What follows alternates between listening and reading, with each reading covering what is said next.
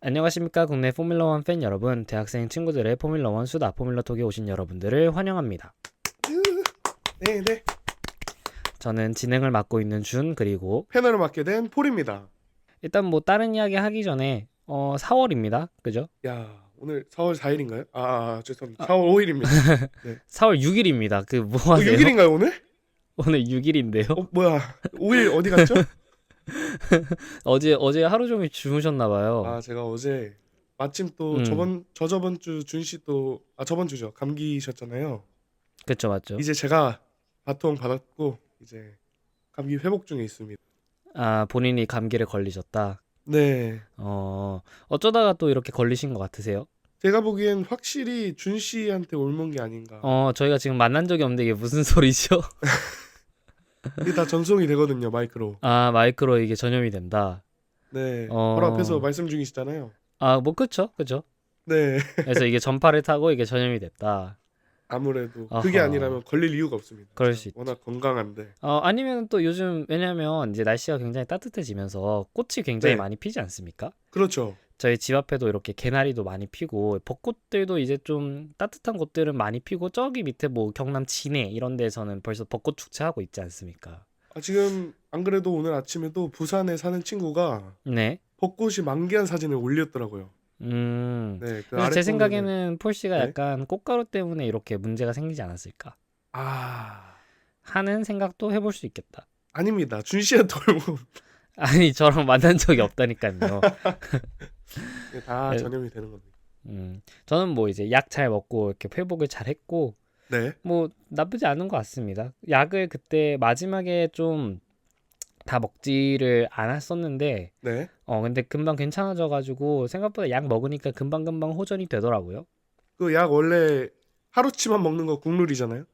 아, 그건 너무 적게 먹는 거 아닌가요? 저 그래도 5일치 주신 것 중에서 4일치는 다 먹긴 했는데, 야, 확실히 파워 제이 다우십니다. 약을 이 정도만 해도 제이다.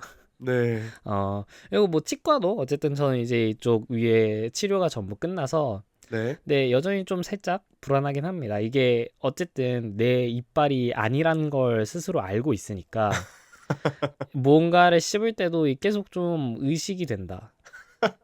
그 느낌이 다르나요? 근데 씹는 느낌 자체는 얼추 비슷한 것 같거든요. 네. 씹는 느낌 자체는 비슷한데 그냥 나 스스로 알잖아. 이게 내 이빨이 아니고 지금 여기가 이렇게 돼 있다는 걸. 그러니까 아, 뭐를 씹어도 좀 네. 가급적 그쪽으로 안 씹으려는 그게 있어요. 좀 심리적으로 아. 위축되는 그게 있습니다. 음. 아니 다 같은 입양된 친구라도 다 같은 자녀들인데 좀. 근데 그거는 상관이 없죠. 왜냐하면 네, 선수들, 운동 선수들 같은 경우도 왜냐하면 이 발목도 그렇고요. 네, 손목도 그렇고요. 네, 발목이 특히나 그런 것 같은데 제가 이제 또 농구를 좋아하니까 또 농구 선수들 부상 이슈들을 보다 보면은 그렇죠, 많죠. 농구 선수들이 발목을 한번 다치거나 또는 무릎을 다치는 경우에 네, 사람들이 생각하기에 여기가 한번 다쳐서 약해졌으니까 이 선수가 또다시 무릎 부상이나 발목 부상을 당한다면 같은 발에 당할 것이다. 이런 인식이 조금 일반적이지 않습니까? 그렇죠. 근데 사실 사람들을 팔로우업을 해보면은 네, 대부분 부상 이후에 또 비슷한 부위에 부상을 당하는 경우 이 다리가 옮겨간다는 통계 결과가 있어요. 어, 근데 그게 왜 그러냐? 내가 예를 들어 오른 발목을 이미 다쳤어. 그리고 네, 회복을 했으면은 나한테 이 트라우마가 있는 거예요. 오른 발목을 잘못 썼다가 이 뭐 아, 꺾이거나 그게 있다 보니까 무의식적으로 자꾸 왼쪽 발목에 조금 더 무게를 더 싣게 되고 조금 더 왼쪽을 더 많이 쓰려는 그런 무의식적인 행동들을 한다 이거지. 잠시만요. 네. 지금 막스 베르스타펜 선수가 트로피 네. 받았습니다. 방금 트로피를 받았나요? 네, 이만큼 저희 어, 바로 진행한다는 말씀이죠. 그렇죠. 네, 저는 이제 딱 레이스 끝나면 사실 그 이유는 안 보고 끄긴 하는데 또 지금 갑자기 옆에 무슨 일이 있었나? 아니 갑자기 아, 박수 소리가 들리길래 뭐 목이라도 나타났나 했습니다. 지금. 지금 다들 박수 치길래 저도 손이 먼저 아, 나갔습니다. 그렇죠. 이건 사실 축하할 만한 일이죠. 이번 베레스타펜 선수의 우승은. 네, 그리고 양쪽에 지금 또 맥라렌 선수들이 또 포디움 음, 장식하고 있거든요. 그렇죠. 뭐 말 나온 김에 야, 그러면 저희 바로 그냥 레이스 이야기 한번 시작을 해보도록 합시다. 네, 일단은 프랙티스 이슈부터 보자면은 프랙티스 뭐 순위라던가 그런 건 사실 이제 좀 의미 없다는 것도 이제 저희 청취자 여러분들도 좀 아실 것 같고 네. 그렇기 때문에 그냥 큰 이슈만 좀 한번 이야기를 해보자면 두한 선수가 프랙티스에서 굉장히 큰 사고를 하나 냈어요. 네, 맞습니다. 음. 프랙티스 1이었죠. 네, 맞습니다. 그래서 그게 이제 나중에 그 이유가 밝혀진 게 뭐냐면은 이 스트레이트 구간에서 DRS를 열고서 달리다가 마지막에 코너링을 할 때 이 DRS가 열린 채로 코너링을 해서 아이고. 다운포스가 부족한 상태로 코너링을 하다 보니까 이렇게 밀려났다. 이런 식으로 네. 이야기가 나왔거든요. 네. 그래서 이번에 사실 일본 그랑프리 이 일본의 스즈카 서킷이 이번 네. 그랑프리를 앞두고 재포장을 거쳤어요. 아, 중국처럼 네. 또 재포장했나요? 맞습니다. 이번에 재포장을 거쳤고 게다가 이제 추가로 이런 자갈밭 같은 것들이 원래는 없었는데 이번 시즌부터 새로 추가가 됐었거든요. 아, 서킷 바깥쪽 말씀이시죠? 그쵸? 네. 그러면은 이게 어떻게 되냐면 다른 예를 들어 잔디라던가 그냥 흙밭 같은 경우에는 예를 들어 나가면은 그냥 나올 수가 있는데 이제 그래블 자갈밭이라고 한다면은 이 한 번 사고로 인해서 또는 한 바퀴라도 빠지는 순간 네. 굉장히 헛돌기도 쉽고요. 그 음. 자갈들이 플로어에 손상을 입히기도 굉장히 쉽습니다. 아, 그러겠네요. 그래서 사실 이번 레이스 전반적인 좀 난이도 자체가 많이 올라갔다. 왜냐면 이제 아. 재포장을 통해서 안 그래도 사실 스즈카 서킷이 고속 코너가 많고 이런 것들 때문에 네. 안 그래도 이제 그런 걸 컨트롤하는 입장에서 드라이버 입장에서 굉장히 어려운 서킷이었는데 그렇죠. 재포장을 통해서 최고 속도가 오히려 올라갔어. 아. 거기에다가 한 번이라도 실수를 하면은 자갈밭에 빠지면서 이전에는 복구할 수 있었던 실수들이 이제는 좀 더 크게 다가오기 때문에 전반적으로 좀 아쉽게 됐고 그래서 사실 이제 잭도안의 이번에 사고도 좀 그런 거와 무관하지 않다. 아하. 근데 전반적으로는 뭐 자동차의 기계적인 결함이라기보다는 네. 그냥 두한 선수의 경험 미숙으로 인한 사고로 지금 전반적으로 정리가 된 것 같아요. 그렇죠. 그 사고 이후에 인터뷰도 제가 잠깐 지나가다 봤는데 네. 뭐 어떨 때는 다쳤다 자동으로. 음. 근데 이번에 자동으로 안 다친 거다. 뭐 이런 식으로 얘기를 했더라고요. 근데 제가 알기로는요. 네. DRS는요. 이게 한번 버튼을 눌러서 엽니다. 네. 버튼을 눌러서 여는데 제가 알기론 브레이크를 밟으면 자동적으로 닫히는 걸로 저는 알고 있거든요. 아, 원래 자동인가요?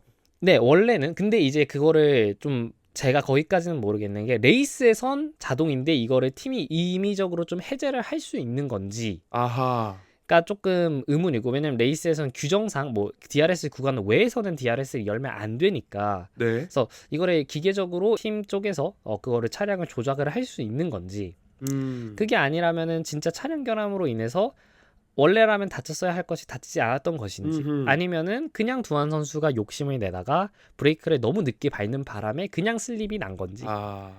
근데 얘기를 하는 걸 들어보면 전반적으로 가장 후자의 이야기인 것 같아요. 두한 선수가 조금 미숙한 조작을 해서 그래가지고 결과적으로 사고로 난 것 같고 네. 차량이 굉장히 크게 부딪혔는데 다행히도 두한 선수는 뭐 아무런 이상이 없었고 레이스에도 잘 들어왔습니다. 그죠? 아하. 그리고 제가 듣기로는 네. 추가적으로 엔지니어들이 네. 꽤나 고생했다고 합니다. 4시에 잠들고 5시 반에 일어났다고. 그럴 만도 하죠. 왜냐하면은 이 이제 부품 같은 거를 어디서 사실 현지 어디 뭐 철물점에 가서 사오고 이게 군대처럼 그럴 수 있는 게 아니거든요. 그렇죠. 부러졌다 하면 어쨌든 자기네들 창고에서 나 꺼내가지고 이제 다른 팀들 메카닉들은 차가 멀쩡하니까 이제 뭐 어디 앉아서 커피 한잔 할 때 이제 알핀 팀의 메카닉들은 차에 다 같이 들러붙어가지고 이걸 다시 이제 달릴 수 있게 만들어야 되는 그런 것들이 있죠. 아이고. 야, 근데 또 그게 그 제 시간 안에 나온다는 게 또 경이롭습니다. 뭐 어떻게든 왜냐하면 생각보다 어쨌든 포뮬러 1카가 모듈화가 굉장히 잘 돼 있습니다. 왜냐하면 프론트 노즈도 예를 들어서 프론트 윙이 만약에 부러졌다 하면 사실 그 부분을 뭐 예를 들어 나사로 이렇게 쪼이고 풀고 하는 게 아니라 그냥 프론트 노즈 전체를 바꿔버리잖아요. 그렇죠. 네. 방금 말했좀 이제 바꿔버리잖아요. 그죠? 네. 그렇기 때문에 어느 부분에서 예를 들어 손상이 발생했다 하면은 그거를 진짜 하나하나 다 복구한다기보다는 그냥 떼어내서 미리 조립되어 있는 다른 모듈로 교체하는 그 정도에 이제 할 수 있겠다. 물론 이제 손상 정도에 따라서 뭐 모듈마다 얘는 진짜 조금만 손상이 됐는데 이 정도는 우리가 좀 고쳐볼까 하는 것들이 있겠지만은 어쨌든 네. 생각보다 뭐 막 그렇게 무에서 유를 창조하는 수준까지는 아니다. 뭐 음. 그럼에도 불구하고 사실 저만한 차례 고치는데 인력이 아무리 많다고 하지만 뭐 하루 남짓한 시간은 사실 너무 짧은 시간이기는 합니다. 그렇죠. 새 빠지게 고생했을 겁니다. 맞습니다. 그리고 모듈화가 되어 있다는 건 또 뭐냐면 메카닉들이 이 차의 전체 설계를 각자가 알지를 못해요. 아, 각각의 파트가 있는 거죠. 그렇게 되기 때문에 그러면 사실 이런 식으로 한쪽 파츠만 좀 뽀개지는 경우에는 사실 그쪽 파트만 열심히 좀 하면 되는데 네. 이번에 두한 선수는 그냥 거의 차가 반파되다시피 했단 말이죠. 거의 이제 앞에 부분을 보니까 차량 서스펜션부터 시작해서 바퀴들이 그냥 다 떨어져 나왔어. 아하. 그러면 이제 각 팀별로 각자가 맡은 모듈에서 이게 어떻게 연결이 되고 그런 것들을 하나하나 조율하는 과정 역시 필요하기 때문에 네. 확실히 좀 알핀 팀의 메카닉들이 열심히 고생을 하셨을 것 같다. 맞습니다. 그리고 이제 프락티스에서는 사실 이번 그랑프리의 주인공인 츠노다 선수의 기록을 또 안 살펴볼 수가 없겠는데요. 네. 츠노다 선수는 그래도 이제 프랙티스 세션 때는 베르스타펜 선수와 기록이 계속 붙어 다니면서 나쁘지 않은 모습이었어요. 그런가요? 그죠? 베르스타펜 선수 뭐 바로 밑이 츠노다 선수 그렇다고 뭐 둘이 1, 2위 이런 식으로 찍지는 않았습니다만 네. 그래도 프랙티스이기 때문에 사실 그런 의미는 별로 없고 결과적으로는 어쨌든 베르스타펜 선수의 페이스에 츠노다 선수가 어느 정도 맞춰주고 있었다라는 게 좀 레드불 입장에서는 이때까지는 긍정적인 결과라고 봤어야겠죠. 맞습니다. 근데 이게 퀄리파잉에 들어오면서 굉장히 살짝 분위기가 미묘하게 바뀝니다. 조금 미끄러졌죠. 네, 퀄리파잉 실제 결과를 한번 보실까요? 자, 네. 1위부터 시작을 해보면 1위가 레드불의 베르스타펜 선수 역시 일본 그랑프리의 이 강한 모습을 이번에도 어김없이 네. 보여줬다고 할 수 있겠습니다. 맞습니다. 2위하고 3위가 맥라렌의 노리스와 피아스트리 선수, 4위가 르클레르, 5위가 러셀, 6위가 키미 안토넬리, 7위가 RB의 아이작 하자르 선수가 퀄리파잉 7위에 올라왔어요. 하자. 그래서 이게 지금 일단 끝까지 일단 좀 말씀을 드리고 이야기를 해볼게요. 네. 자, 8위는 루이스 해밀턴, 9위가 윌리엄스의 알본 선수, 10위가 올리버 베어먼, 하스의 올리버 베어먼 선수가 Q3까지 진출하면서 10그리드를 따냈습니다. 축하드립니다. 11그리드가 알핀의 피에르 가슬리, 12그리드가 페르난도 알론소, 13그리드 로슨, 14그리드가 츠노다, 15그리드가 사인츠, 16위 헐켄베르크, 17위 보톨레토, 18위가 하스의 오콘, 19위가 알핀의 두한, 그리고 20위가 에스턴 마틴의 랜스 스트롤 선수로 이렇게 퀄리파잉 순위가 정리가 됐는데, 맞습니다.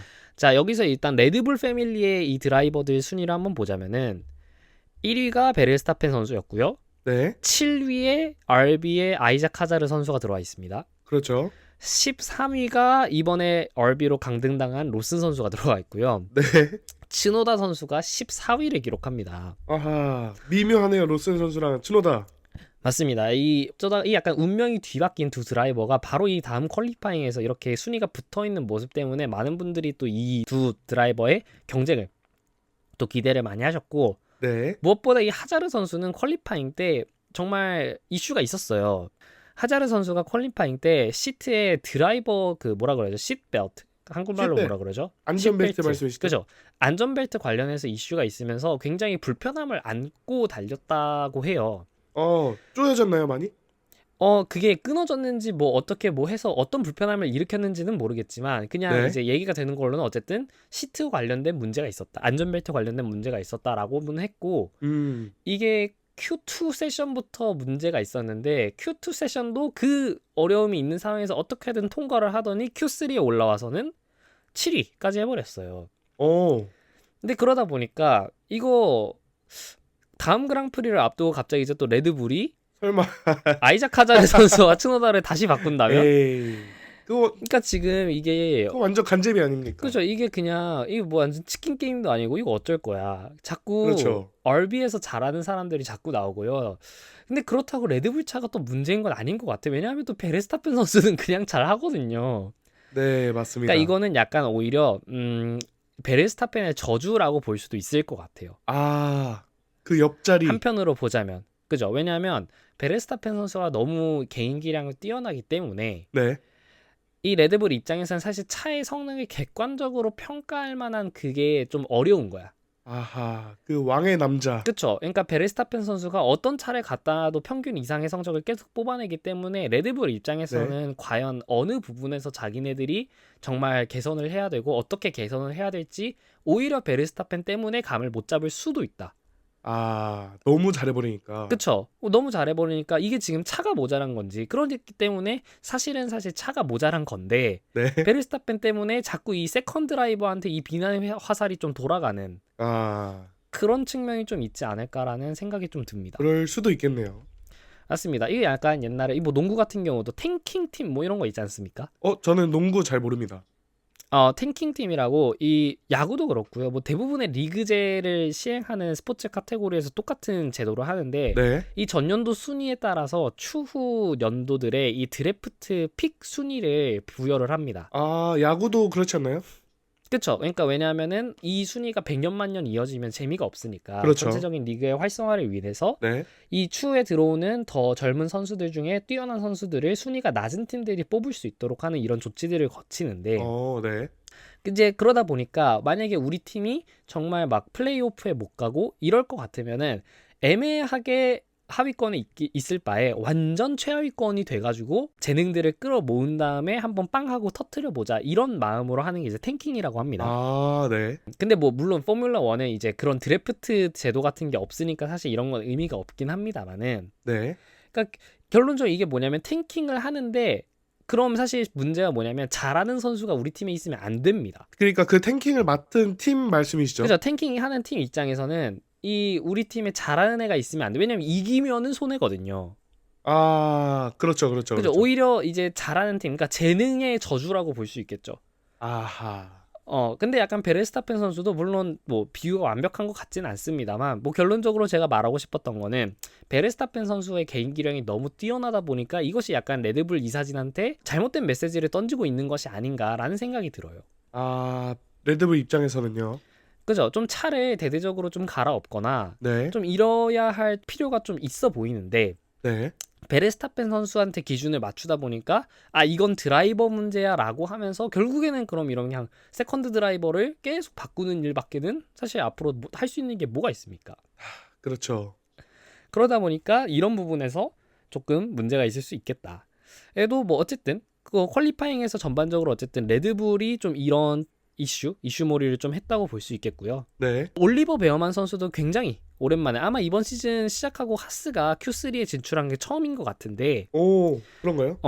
맞습니다. 그래가지고 이번에 10위에도 올라와 있었습니다. 그래서 아. 굉장히 치열했던 퀄리파잉이었고 네.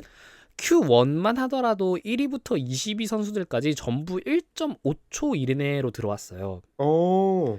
그리고 게다가 위로 갈수록 이 간격이 점점 조금씩 좁혀지면서 Q2에서는 상위 4명의 드라이버 간격이 모두 0.0대로 시작하는 간격이 나오기도 했어요. 야. 4명이 다 합쳐서 1위와 2위 간격이 0.0 몇, 2위와 3위 간격도 0.0 몇, 3위와 4위 간격도 0.0 몇. 이 정도로 이 지금 굉장히 촘촘하다.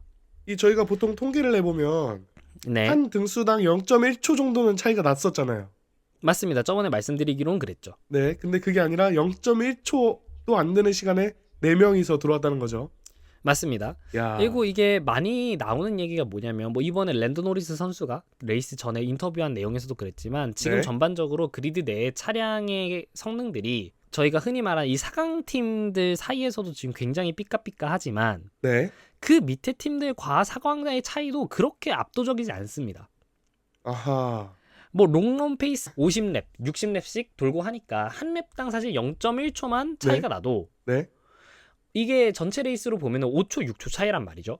그렇죠. 그게 사실 그러니까 하지만 예를 들어 퀄리파잉 정말 극한으로 끌어내서 모두가 딱 한 랩만 진심으로 달리는 경우에는 네. 위에 이 4강 팀의 차량이나 밑에 하위권 팀들의 차량이나 생각보다 그렇게 큰 차이가 나지 않는다는 아. 게 요즘의 이제 그리드의 중론입니다. 어떻게 보면 기술적인 발전을 모든 팀이 지금 이뤄내고 있기 때문에 어떻게 보면 상향 평준화된 게 아닌가. 맞습니다. 지금 이제 또 그리드에서 나온 얘기가 뭐냐면 차의 네. 성능을 지금 모든 팀들이 극한으로 끌어올리다 보니까 네. 사실상 차가 전반적으로 다 비슷하면서 동시에 예민해졌습니다. 아, 예민해졌다는 게 어떤 말씀이시죠?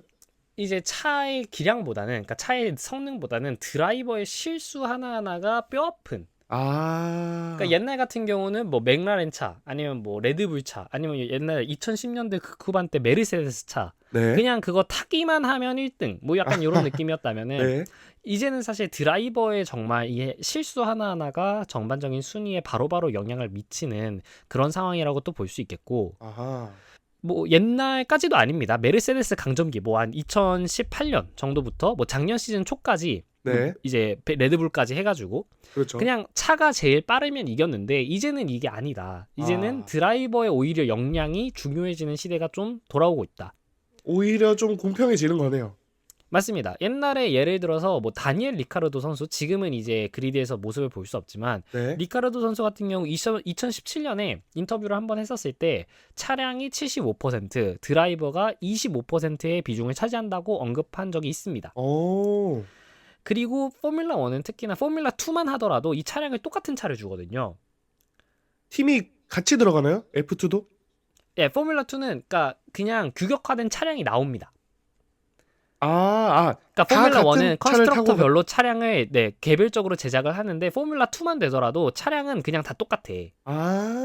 그런가요, 근데 또? 뭐 애초에 근데 포뮬라 2는 리그 자체 운영 방침 자체가 사실 네. 포뮬라 2에서 우승한다고 해서 뭐 큰 의미가 있는 게 아니라, 네. 거기는 애초에 그냥 포뮬라 1의 드라이버를 육성하기 위한 그 무대이기 때문에 그렇게 되지만, 네. 그래서 사실 포뮬라 1 팬분들 중에서 좀 비판적인, 이거에 대해서 비판적인 얘기를 하시는 분들이, 아니 뭐 드라이버가 어떻게 하든 결국 차를 잘 만들면 이기는 거 아니냐, 이거 뭐 드라이버 순위를 따로 집계하는 뭐 의미가 있나, 뭐 이런 얘기도 하시곤 하는데, 근데 오히려 이제 최근에 와서는 모든 차들이 너무 극한까지 몰아붙여서 보니까 이제는 오히려 거의 비슷비슷해지고 드라이버의 실수 하나하나가 정말 큰 영향을 미치는 그런 시대가 왔다. 제가 느끼기로는 올해를 기점으로 네. 뭔가 다들 뭔가 인계점을 뛰어넘어서 드라이버 역량이 조금 더 중요해진 시대가 이제 막 시작된 게 아닌가. 그럴 수도 있습니다. 그럴 수도 있고, 내년부터는 또 대규모 규정 변화가 예정되어 있지 않습니까? 네, 그렇죠. 연료도 그렇고요. 그러면 사실 팀별로 변화에 어떻게 더 잘 적응하느냐에 따라 내년 같은 경우는 아예 강팀의 판도가 굉장히 크게 바뀔 수도 있어요. 그럴 수 있겠네요. 그렇죠. 특히 내년 같은 경우는 엔진의 마력이 굉장히 줄고 이 전기 모터의 출력이 훨씬 더 크게 늘어나기 때문에 네. 이런 전동화 파트에 대한 고민을 조금 미리 한 팀들이 굉장히 강세를 좀 보일 수 있겠고, 반대로 이런 전동화 파트에서 좀 고전을 한다라고 한다면은 약간 내년 시즌에 올해 강팀이라고 하더라도 부진할 수 있지 않을까라는 생각을 합니다. 그렇네요. 근데 뭐 어쨌든 지금도 사실 뭐 물론 저희가 차량이 뭐 비슷비슷하다는 하지만 이거는 뭐 객관적으로 비슷하게 묶이는 팀들끼리의 경우고요. 네. 뭐 예를 들어 자우버와 레드불 차량은 뭐 옛날만큼은 아닙니다. 제가 말씀드린 건 옛날만큼 차이가 안 난다는 거지, 그렇다고 지금 뭐 자우버와 레드불 차량이 비슷하다 이런 얘기는 절대 아니고요. 네. 결과적으로는 약팀과 강팀의 차량이 지금 간격이 있지만 과거보다 그게 지금 굉장히 많이 줄어들었다. 편차가 줄어들었다. 이렇게 말씀을 드릴 수 있겠습니다. 네. 그래서 사실 제가 작년에 포뮬라 1을 보면서 굉장히 궁금했던 게, 자우버 차량을 탄 베르스타펜 대 네. 레드불 차를 탄 뭐 저우관리 선수, 이렇게 하면 과연 누가 빠를 것인가? 저우관이 선수 왜 1분의 1패 당한 거죠? 뭐 저우관리 선수는 이 약간 그런 게 있어요. 그 약간 약자의 대명사? 뭐 인종적, 그리드 안에서는 일단 첫 번째로 인종적으로도 그렇고요. 수적으로요? 그렇죠. 인종적으로 그렇고, 그리고 사실 오케이, 자우버의 작년의 드라이버가 발테리 보타스 선수하고 네. 저우관리 선수 아니었습니까? 그렇죠. 발테리 보타스 선수는 커리어 전체적으로 봤을 때 굉장히 잘한 드라이버예요. 옛날에 루이스 해밀턴 한창 잘할 때 2018년, 2019년 요맘때 발테리 보타스 선수는 그때 뭐 폴 포지션도 여러 번 차지하고 레이스 우승도 몇 번 했습니다. 잘했네요. 맞습니다. 그래서 지금 좀 나이가 들어가지고 이제 뭐 리저브 갔다가 자우버 갔다가 이런 식으로 하는 거지. 네. 근데 저우관리 선수는 애초에 약간 뭐 포뮬러 1 드라이버로서 애초에 성공적인 커리어를 보낸 게 아니었다. 그런데 심지어 이제 작년에 완전 최약제 팀이었던 자우버 팀의 차를 타다 보니까 자연스럽게 저랑 이제 포뮬러 1을 보는 다른 친구들끼리 이런 걸 가지고 얘기를 해본 적이 있습니다. 베르스타펜 자우버 차를 준 거랑 저우관리한테 레드불 차량을 준다면 과연 누가 더 빠를 것인가? 궁금하네요, 정말. 근데 이제 그때 저희 친구들의 대부분의 예측은 또 이제 레드불 차량을 탄 저우관리가 좀 더 빠르지 않을까라는 얘기를 했었던 것 같거든요. 정말요? 근데 뭐 이건 정말 말 그대로 if니까 네. 진짜로 결과가 어떨지는 모르겠고 어쨌든 뭐 이런 이야기도 좀 저희가 포뮬러 1 팬들끼리는 해볼 수도 있겠다. 흥미롭다. 라고 할 수 있겠습니다. 네. 자, 그러면은 이제 실제 레이스로 한번 들어가 봐서 레이스를 시작을 하니까 별로 사실 이번 레이스는 전반적으로 봤을 때 저희가 이전에 봤던 뭐 중국 그랑프리, 호주 그랑프리가 사실 워낙에 너무 변수가 많았었던 것도 있긴 하고요. 맞습니다. 이번 그랑프리는 정말 변수 없이 전반적으로 그냥 끝났어요. 되게 무난하게 끝났습니다. 그렇죠. 도파민이라고는 시작할 때 말고는 없었던 경기라고 할 수 그죠. 있어요. 그리고 사실 이야기할 때 레이스 하다가 도중에 비가 올 수도 있다는 얘기가 나와서 이게 오면 조금 더 재밌겠다라고 생각을 했는데 그렇죠. 결과적으로 비가 레이스 끝날 때까지 이제 코빼기도 안 보였다. 다만 레이스 시작 전에 비가 왔었던 것 같아요. 그래서 레이스를 시작할 때 그 약간의 이런 퍼들, 그러니까 물 웅덩이가 이 트랙 곳곳에 있던 모습이 좀 보였는데 맞습니다. 첫 번째 코너에서도 네, 맞습니다. 피트레인 끝나고 첫 번째 코너 가는 곳에서도 이렇게 보이고 했는데 뭐 나중 가면서 그냥 다 사라지고 그죠? 맞아요. 말랐죠. 맞습니다.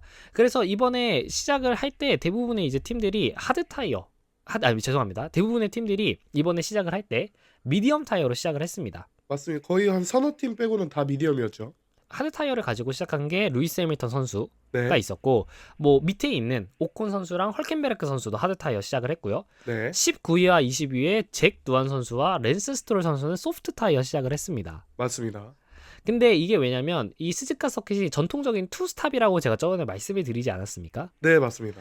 근데 이번에 대부분의 드라이버가 원스탑을 가져갔어요. 이게 왜 그런 거 하니 이 사실 앞에 왔었던 비가 사실 레이스에 직접적인 영향은 아니지만 이런 식으로 영향을 미치게 되는 겁니다. 그러니까 그 촉촉한 땅이 촉촉한 땅이라기보다는 노면의 온도가 차가운 거죠. 시원했던 거죠. 맞습니다. 네. 그래서 그 전에 항상 했었을 때 뭐 퀄리파잉 때도 그랬고 프랙티스 때도 그랬지만은 이 노면 온도가 거의 45도에서 50도 가까이 됐다고 했는데 네. 이번에 레이스 시작할 때 비가 내려서 그런지 노면 온도가 30도가 안 됐다 그래요.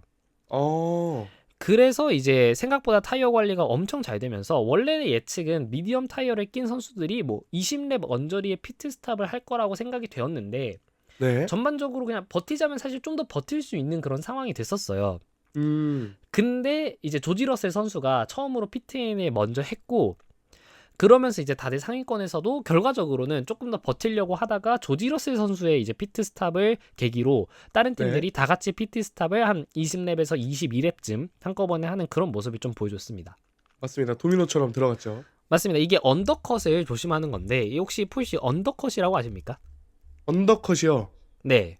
제가 저번 경기 때 공부를 한 번 했었는데 지금 기억이 네. 희미해가지고 말씀드려보자면 네네네. 그 피트인 하는 시간을 이용해서 어떻게 추월하거나 하는 거 아닌가요? 네, 맞습니다. 피트인 하는 시간을 뭐 이용해서 그죠? 이건 드라이버의 역량보다는 팀의 전략으로 추월을 하게 되는 그런 추월 방식 중 하나인데 예를 들어 A, B 드라이버가 있습니다. A가 앞에서 달리고 있고 B가 뒤에서 따라가고 있어. 네. 근데 이거를 뭐 정상적인 페이스대로라면은 이걸 추월하기가 너무 힘들 것 같다 하면은 자, B 드라이버가 먼저 피트인의 시도를 합니다. 아예 뒤쳐지고 있는 선수가요? 네, 뒤쳐져 있는 선수가 피트인을 시도를 한 다음에 새 타이어를 들고 나가서 열심히 달리는 거야. 그러면은 나중에 앞에서 A 드라이버가 피트인을 하고 다시 나왔을 때 B 드라이버보다 뒤로 나오는 경우 이럴 경우 이제 언더컷이 성공을 하는 건데 이제 언더컷 전략의 중요성이라고 한다면 첫 번째로는 뒤따르는 B 드라이버로서는 피트 스탑 과정이 정말 잘해야 됩니다. 그러니까 B 선수의 피트인 말씀이시죠? 그죠. 뭐 A 선수도 피트 스탑을 당연히 잘 해야지 언더컷을 안 당하겠지만은 이 선수는 이제 피트 스탑을 먼저 하지 않습니까? 네. 그러니까 만약에 피트 스탑에서 실수가 났어. 그러면 사실 언더컷 전략은 굉장히 좀 실패할 확률이 높아지고요. 네. 만약에 언더컷을 한 다음에 그 다음에 포인트는 뭡니까? 뭐 어차피 사실 A 드라이버도 피트 스탑을 할 거고 그렇죠. 나도 어차피 피트 스탑을 하니까 그건 똑같다고 친다면 피트스탑을 두 드라이버 둘 다 하기 전에 A랑 B 사이의 간격을 내가 새 타이어로 그거 이상의 이득을 뽑아낼 수 있으면 언더컷을 하는 겁니다. 아, 그러니까 우리 팀의 피트인 크루들이 A 선수의 피트인 크루보다 더 빨리 교체해야 이론적으로 이득이 난다는 거군요. 그죠. 첫 번째는 그거고, 그리고 두 번째는 나갔을 때 새 타이어로 이득을 볼 수 있어야 돼요. 그 말은 뭐냐면 예를 들어 아, 나갔을 때 트래픽 같은 거에 갇혀 다른 선수들이 뒤로 들어가서 제대로 랩타임을 찍어내지 못한다, 새 타이어로. 그렇게 되면 실패를 하는 겁니다. 아하. 근데 사실 뭐 그거는 나왔을 때 어떻게 사실 트래픽이 형성될지는 사실 잘 모르는 방향이고요. 네. 그러다 보니까 사실 뒤에 오는 드라이버가 만약에 먼저 피트인을 시도한다? 그럼 사실 앞선 드라이버로서는 조금 부담이 될 수밖에 없어요. 좀 이 저라고 해도 쫄리겠습니다. 그쵸. 언더컷 전략이 지금 뒤에서 실행되고 있는 걸 알기 때문에. 그러면 사실 앞에 있는 드라이버 입장에서는 선택할 수 있는 게 무엇이냐, 바로 자기도 피트인을 해버리면 됩니다. 다음 랩에요. 그러면은 사실 단 이 새 타이어로 이득을 보는 랩이 단 한 랩밖에 없기 때문에 간격이 정말 좁지 않았더라면, 그리고 어디 피트스탑에서 정말 큰 실수가 없었더라면 이 언더컷 네. 전략을 무효화할 수 있습니다. 그러겠네요.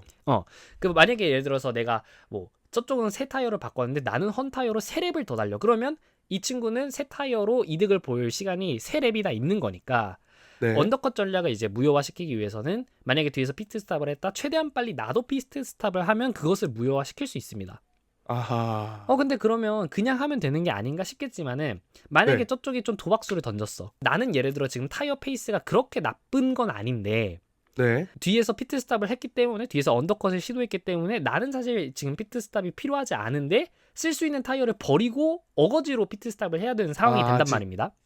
덜 낡은 타이어를 버릴 수도 있어야 된다는 거네요. 맞습니다. 그래가지고 뭐 피트 언더컷을 하면 그럼 나도 그냥 피트스탑 하지, 이거는 안 되고, 그러니까 팀별로 이제 데이터를 보면서 이 언더컷에 어떻게 대응할 것인가. 어쩌면 쟤네 새 타이어가 우리한테 그렇게 큰 위협이 아닐 수도 있어. 쟤네가 새 타이어로 제대로 된 랩타임을 못 찍을 수도 있어. 이렇게 되면은 뭐 그냥 무시하고 달릴 수도 있는 겁니다.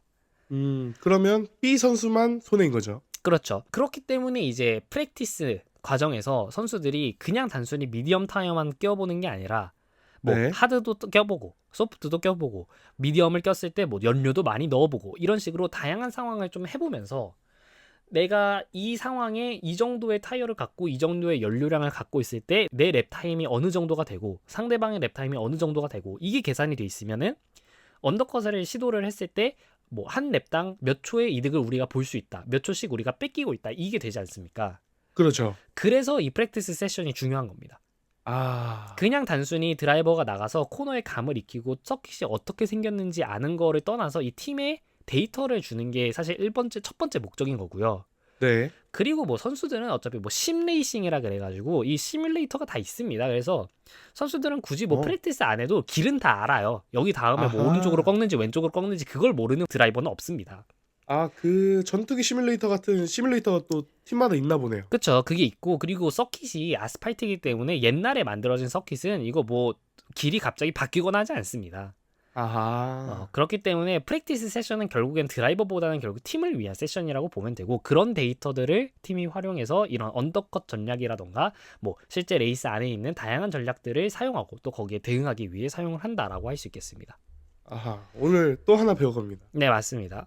그리고 나서 이제 해밀턴은 혼자 하드 스타트를 하면서 그렇게 나머지 미디엄으로 시작한 드라이버들이 피트인을 하는 동안 혼자 2위까지 올라갔어요. 네. 그래서 어쨌든 하드 시작을 했다는 거는 시작에서 순위를 잃지만 않는다면, 그걸로 좀 버텨준다면 사실 이득을 보는 거긴 했는데, 네. 문제는 뭐냐면 전반적으로 이번에 스즈카 서킷에서 타이어 관리가 잘 되면서 다른 선수들도 미디엄과 하드의 순서만 바뀌었을 뿐 다 원스탑을 하면서 사실 이 전략도 그렇게 뭐 통하진 않게 되었다. 도로가 너무 시원했어요. 맞습니다. 너무 시원한 바람에, 왜냐면 안토넬리 선수가 네. 하드를 낀 해밀턴보다 앞에 그 미디엄으로 더 많은 랩을 달리고 들어갔거든요. 그 랩 리더로 달릴 때 말씀이신가요? 네, 맞습니다.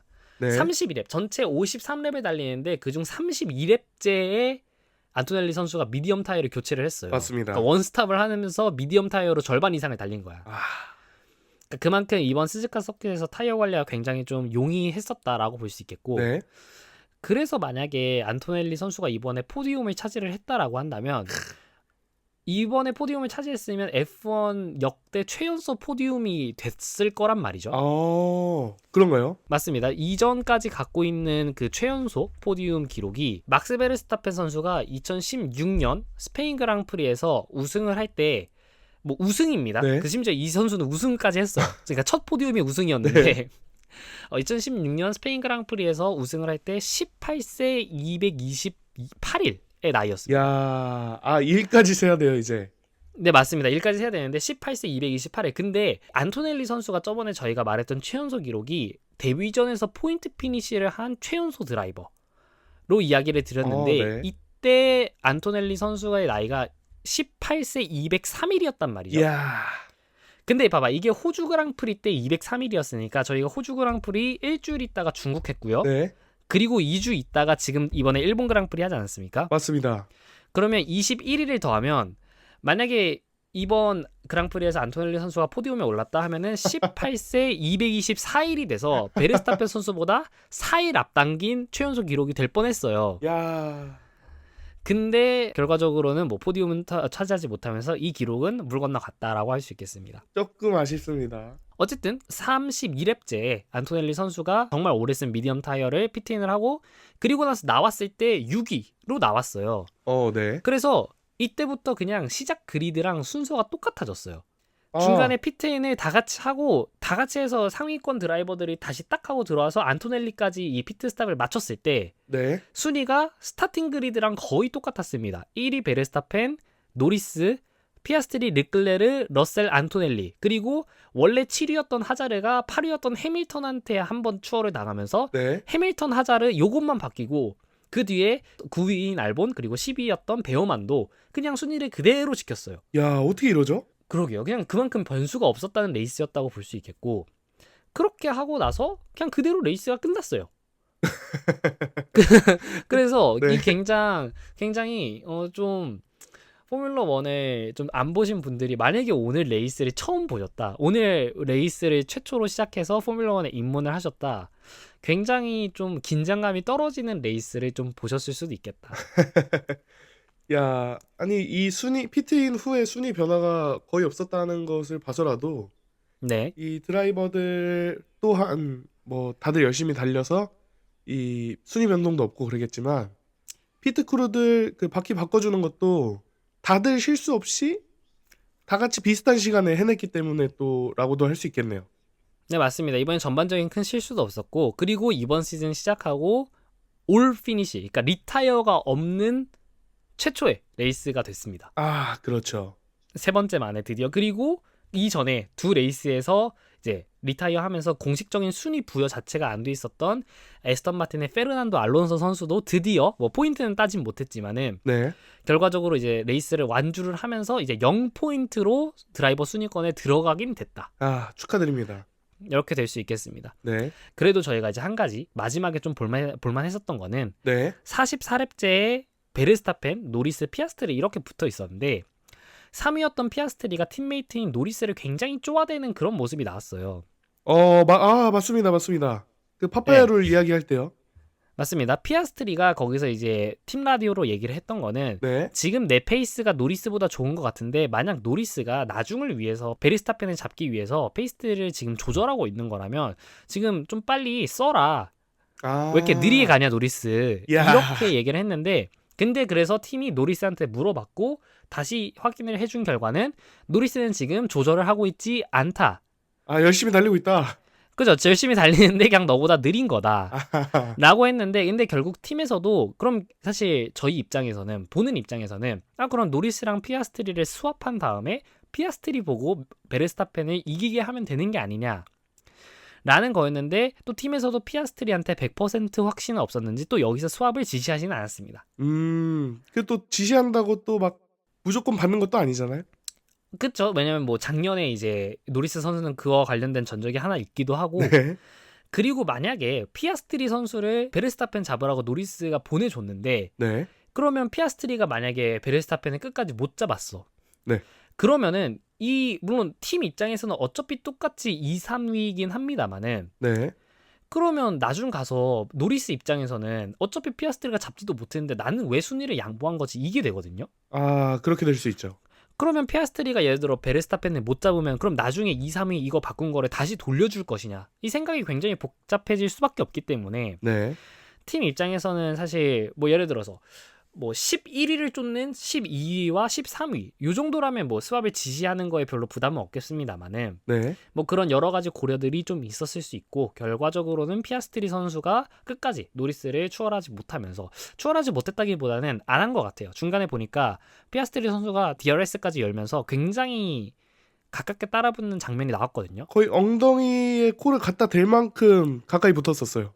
네, 맞습니다. 근데 아마 거기서 이제 다른 팀이었다면 조금 더 공격적으로 해봤을 수 있지 않을까라는 생각이 드는데 피아스트리 선수가 같은 팀이니까 그냥 보내준 것 같습니다. 거기서는. 아, 저도 은연중에 저러다 둘 다 박살나면 어떡하지? 하는 맞습니다. 걱정이 있었습니다. 피아스트리 선수가 호주가 아니었죠. 중국에서 이제 폴2 윈을 차지하고 호주에서도 어쨌든 뭐 마지막에 좀 안타까운 실수를 하면서 9위로 마무리하긴 했지만 네. 지금 작년까지만 하더라도 노리스와 피아스트리 중에서는 노리스가 완벽한 강세. 뭐 완벽까지는 아니지만 시즌 전체를 따져봤을 때 과연 맥라렌의 퍼스트 드라이버는 누구냐라고 말한다면은 네. 거의 진짜 열의 열 포뮬라 1 팬분들은 랜도 노리스 선수를 선택했을 것 같아요. 근데 지금 피아스트리 선수가 1년 만에 굉장히 큰 발전을 이뤄내면서 네. 사실 맥라렌 입장에서는 앞으로도 이 둘의 관계를 좀 어떤 식으로 지속시켜야 될지 라는 좀 생각이 좀 들 수 있겠고요. 피아스트리 선수는 게다가 오늘이 생일이었어요. 뭐 그랬다고 또 들었습니다. 네, 4월 6일이 피아스트리 선수 생일이었는데 뭐 결과적으로 노리스 선수는 이런 생일 선물을 주는 거를 좀 거부를 했다. 열심히 방어를 하더라고요. 그래서 뭐 여러 가지가 있습니다. 예를 들어 뭐 피아스트리 선수가 노리스 선수를 뒤에서 계속 그렇게 공격을 해대니까 네. 노리스 선수가 그걸 방어하기 위해서 움직이다가 오히려 베르스타펜 선수를 못 따라간 걸 수도 있어요. 또 그럴 수 있겠네요. 그쵸? 그러니까 사실 그냥 모든 건 if입니다. 결과적으로는 지금 베르스타펜, 노리스, 피아스트리 이렇게 1, 2, 3위가 끝나긴 했지만 네. 뭐 노리스가 없었더라면 피아스트리가 없었더라면 둘이 순위를 바꿨더라면 이 모든 이야기는 뭐 어쩌면 밖에서 이제 스크린으로 보고 있는 저희니까 좀 맘 편히 할 수 있는 얘기고 그렇죠. 결국 차들의 이런 데이터나 뭐 타이어 상태라던가 뭐 드라이버 산의 관계라던가 이런 걸 알고 있는 이제 팀 내부적인 입장에서는 뭐 지금의 선택이 가장 현명한 선택이었을 수 있다. 그렇죠. 우리가 사는 이 우주는 이렇게 됐다. 맞습니다. 저희는 뭐 그냥 이렇게 떠드는 게 뭐 저희 일이니까 하는 거고요. 맞습니다. 자, 그래서 베르스타펜이 결과적으로 우승을 하면서 4년 연속으로 같은 트랙에서 한 선수가 연속으로 우승한 게 이번이 4번째입니다. 야, 대단해요. 그 전의 기록은 자 아일톤 세나 선수가 모나코 그랑프리에서 1989년부터 1993년까지 5년 연속 우승한 적이 한 번 있었고요. 네.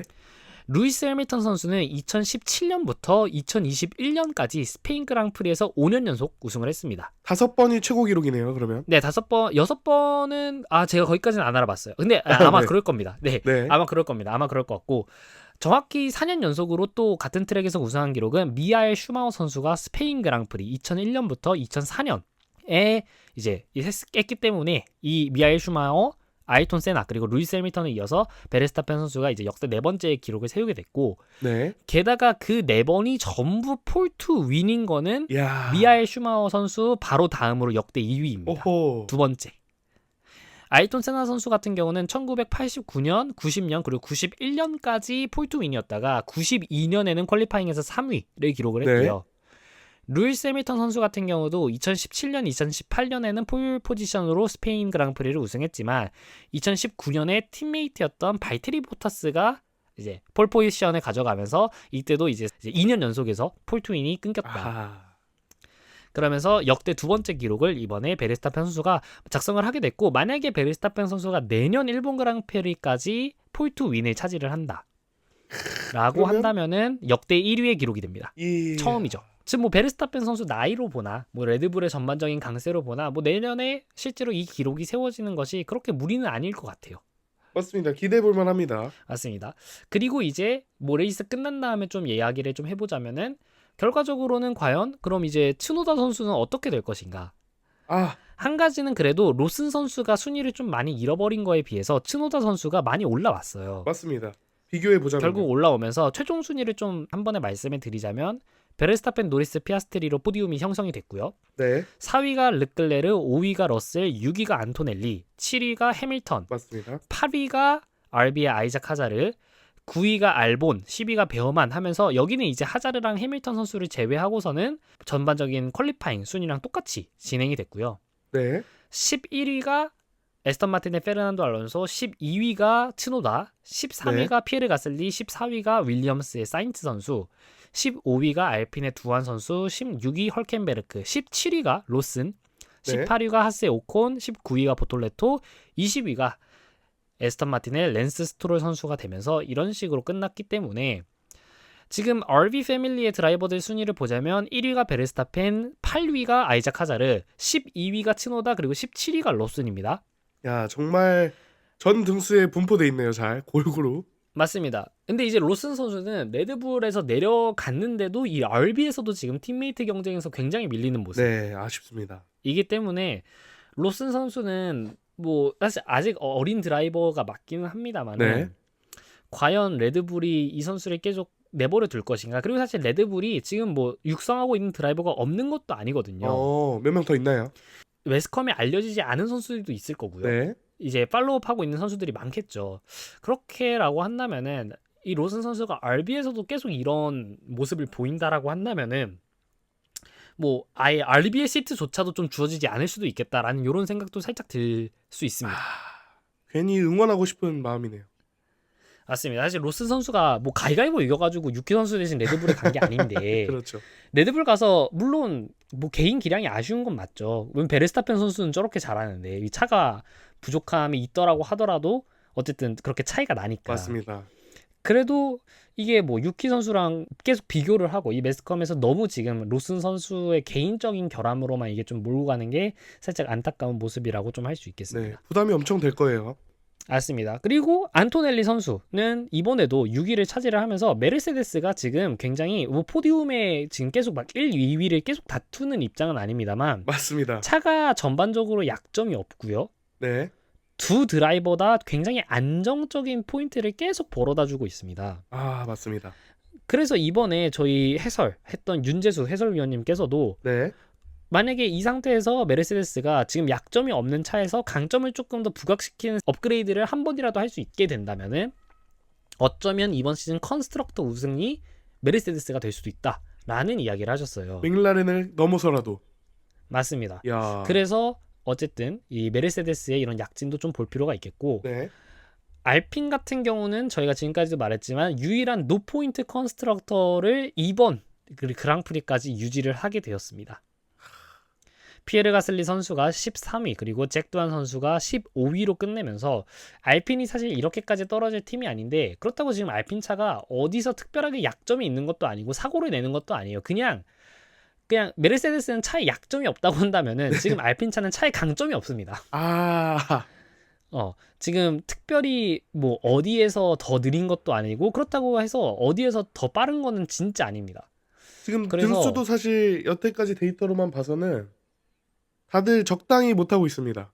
맞아. 13위, 뭐 11위, 15위 뭐 왔다 갔다 하면서 완전 최하위권도 아니긴 합니다만은 결과적으로는 노포인트를 계속 유지를 하고 있다. 한결같아서 좋습니다. 네, 그래서 이제 뭐 알핀에서는 이제 로슨 선수 다음으로 이제 그리드에서 입지가 불안정한 게 잭 두한 선수가 아니냐라는 요행. 이야기도 좀 나오는데 네, 이 뭐 모릅니다. 근데 두한 선수 자체는 스스로의 퍼포먼스에 나름 만족을 하는 것 같아요. 그런가요? 왜냐하면 저번에 이 중국 그랑프리 끝나고 나서 두한 선수가 이제 인터뷰를 했었을 때 네, 퀄리파잉에서 굉장히 좋은 결과를 얻는 RB의 차를 20랩 동안이나 자신이 방어한 것에 대해서 굉장히 좀 자부심을 느끼고 있더라고요. 좋다.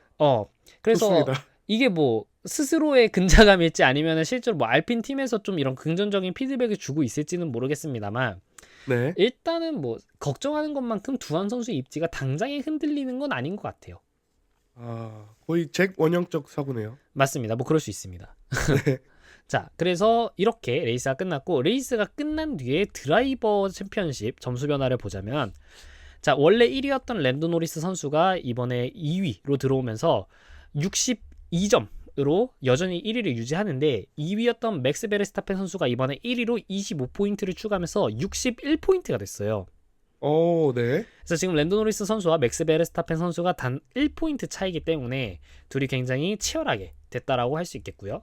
맞습니다. 오스카 피아스트리 선수는 조지 러셀 선수와 원래 1포인트 차이로 원래 조지 러셀 선수가 35포인트로 3위 그리고 피아스트리 선수가 34포인트로 4위였는데 네. 둘의 순위가 피아스트리가 3위 그리고 이번에 러셀 선수가 5위를 하면서 오스카 피아스트리 선수가 총 49포인트로 3위로 올라섰고 조지 러셀 선수는 45포인트로 4위로 내려왔습니다. 아, 안토넬리 선수는 이번에도 6위를 하면서 조지 러셀 선수 바로 뒤를 이어서 드라이버 챔피언십 5위 30포인트가 되었고요. 네. 르클레르 선수도 이번에 4위 좋은 성적을 거두면서 최종 점수는 20포인트로 키미 안토넬리 선수에 이어서 지금 드라이버 챔피언십 6위에 지금 자리를 했습니다. 어, 알본 선수도 이번에 9위로 들어오면서 포인트 피니시 하면서 어쨌든 뭐 작은 포인트긴 하지만 벌어왔고 네. 샤를 르클레르 선수 바로 밑으로 18포인트로 7위 그 밑에가 루이스 해밀턴 선수 8위로 15포인트 그 밑에는 뭐 에스테반 오콘 선수와 랜스 스트롤 선수는 뭐 원래 이번에 포인트 획득은 없었지만은 네. 뭐 어쨌든 가만히 있는 거라고 할 수 있겠고요. 그렇죠. 그리고 나서 이제 새로 들어온 게 뭐 아이작 하자르 선수 같은 경우는 이제까지 0포인트였다가 4포인트가 됐고요. 네. 베어만 선수 같은 경우도 이제까지 0포인트였다가 이번에 10위로 들어오면서 1포인트가 되면서 이제 노포인트 드라이버에서 좀 벗어나게 되었다. 아, 다행이다.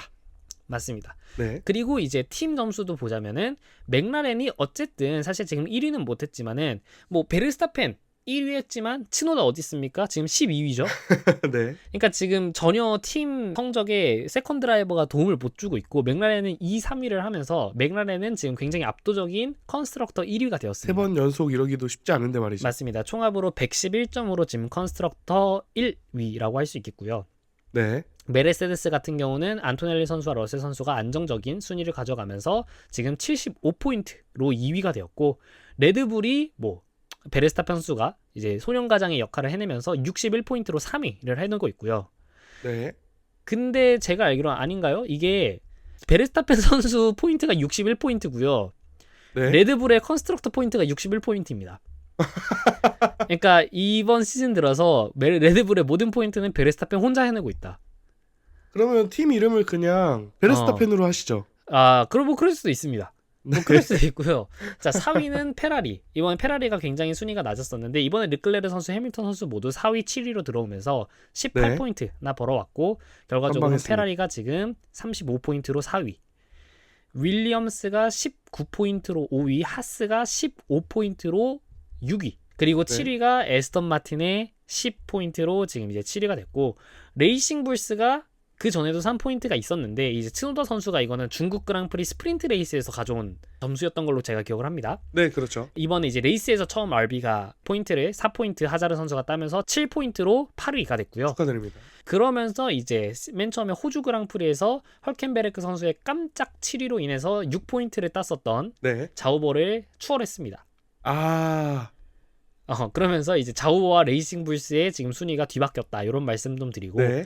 그리고 마지막에 10위가 알핀 지금 노포인트로 유일한 또 컨스트럭터가 되었습니다. 아, 지금 준씨, 네. 제가 말씀 중에 죄송하지만 이거 네. 지금 실시간 업데이트되는 순위를 어디서 보시는 걸까요? 아, 이건 제가 직접 계산을 한 겁니다.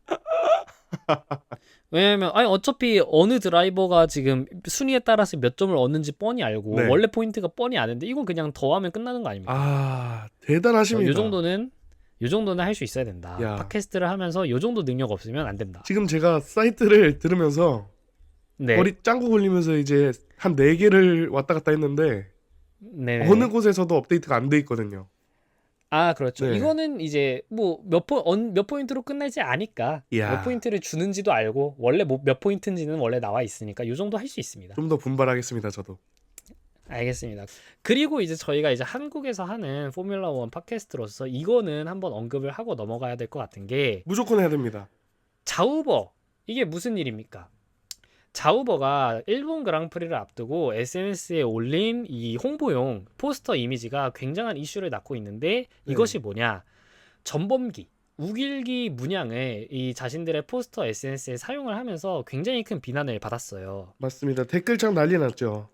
네, 그래서 처음에 무슨 영상을 첫 번째로 하나를 올렸고요. 네. 거기서 이제 대놓고 전범기 문양을 좌우버의 색깔로 검은색과 이 형광 초록색으로 썼다가 사람들한테 조금 지적을 받았는데 그때는 이제 눈 깜빡하지 않더니 그 이후에 나왔던 선수들의 약간 이런 이미지를 좀 애니메이션 형식으로 만든 포스터에서는 대놓고 그냥 그 전범기 색깔을 그대로 갖다 쓰면서 야, 다시 한번 논란을 불러일으켰고 결과적으로는 지금 두 컨텐츠 다 지금 내려가 있는 상황입니다. 맞습니다. 현재 내려갔습니다.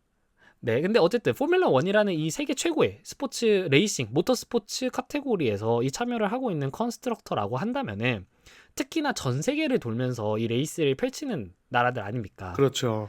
이 전범위가 단순히 한국인뿐만이 아니라 이런 일본의 그런 제국주의 시대에 침략을 받았던 중국이라던가 동남아의 다른 나라들한테도 역사의식이 있던 없던 간에 이거는 사실 기업 입장에서 본인들이 알아서 먼저 조심해야 되는 부분이죠. 그렇죠.